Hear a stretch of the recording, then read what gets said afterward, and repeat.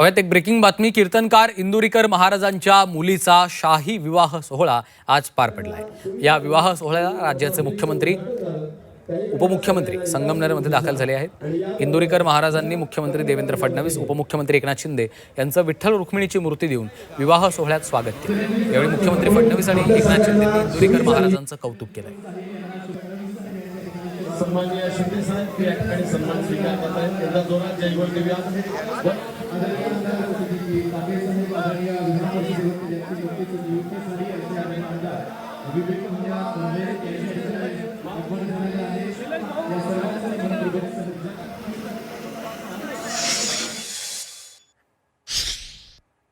एक लाख लोक,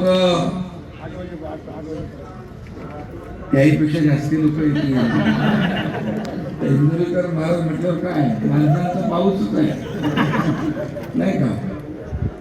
जसा यांचा शब्दांचा वर्षाव असतो कीर्तनातून, तसं यांच्यावर प्रेम करणारे लाखो लोक इथं सगळीकडे महाराष्ट्रामध्ये, देशभरात आज त्यांचं समाज प्रबोधनाचं काम सुरू आहे. आणि अनेक लोक त्यांना दिशा देण्याचं काम इंदुरीकर महाराजांनी केलं.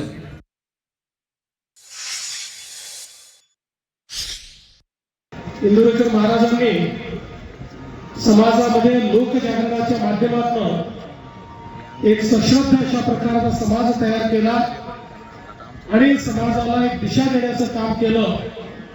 त्याच पद्धतीनं तोच आनंद हा या मुलांच्या जीवनात यावा अशा पद्धतीनं ईश्वराला प्रार्थना करतो. आणि बाबांच्या वतीने आलेल्या सर्व या ठिकाणी पाहुण्यांचं मी मनपूर्वक स्वागत करतो.